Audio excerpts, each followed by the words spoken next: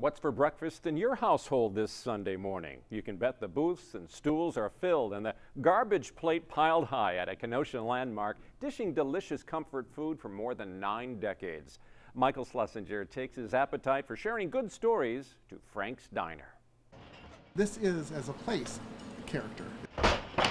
It's unique, and it's something that people just love to come to and have a good time at. Green pepper, onion, and jalapeno. Customer satisfaction is never too hard to find at Frank's Diner in Kenosha. The happy faces and full stomachs probably give it away. Owner Kevin Irvin and his wife Julie have run this restaurant for nearly a decade now. This is only just a fraction of the time it's been in existence. It was supposed to last 30 years, and now we're going on 92. It all started with the hopes of a Greek immigrant named Anthony Frank who wanted to open a business. He finally got his wish in 1926. It's shaped like a train because it rode on the rails to get here back in 1925 when it was purchased. And no interstate highways to speak of. And to ship something of this size, they threw some wheels on the bottom of it and they put it on the rails. And once it got to Kenosha, they picked it off the rails and hooked it up to some horses and dragged it here. Here, meaning this 58th Street location. Over time, it's expanded, but probably won't anymore. I can only go up, and engineering-wise, that's not possible. The restaurant is known for so many things. Our French toast, it's homemade.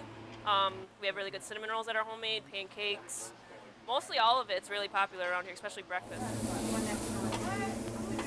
But perhaps one dish is placed before all others, the garbage plate. Can't even hold a plate, it's so heavy.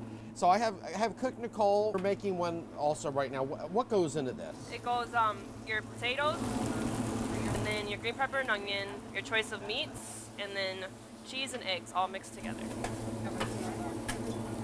You have a competition of sorts. People come from all over and see if they can devour it in one sitting. Is that how that goes? Yes, it's about twice the size with 3 pancakes as well. And what do you get if you win? You get your name on the plaque, which is on the wall over there, a t-shirt, your photo on our Facebook, bragging rights, and all that good stuff. Frank's is locally recognized as an historic landmark, and it even got the attention of the Food Network. It was featured on diners, drive-ins, and dives. We would get calls every once in a while from people who said, hey, Diners, Drive-ins, and Dives is coming. What can I expect? And we would tell them, your business is going to zoom through the roof. And they're like, no. And they would call us back like a month or two later and go, you were absolutely right. But wait, there's been a lot of recognition from celebrities as well. Three Stooges were here, Bela Lugosi, Duke Ellington, Liberace. More recently, the infamous Mark Ruffalo. He was born here in Kenosha, lived here till he was about 9. But he's been back since then. So some famous people here and there. Kenosha Mayor John Interamian says he still makes it a point to frequent this place at least several times a month. An ambiance of days gone by, and people just love it. Frank's Diner, may I help you? Success. Did you want homemade toast? With a smile for so many of us who've stopped by for a meal and who keep coming back. This really is the cherry on top. Hard work and a passion.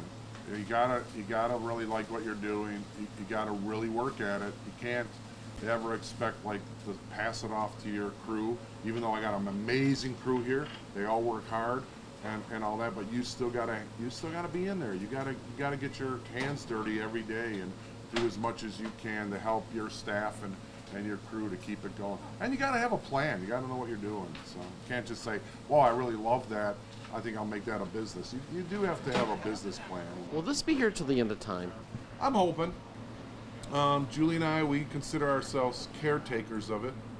So we're keeping it going from the last owners to the next, and hope it goes. I know people in Kenosha hope so because it's an icon and it's an institution here in Kenosha. It's something that's bigger than ourselves, let's say. So we hope it keeps going for as long as it can.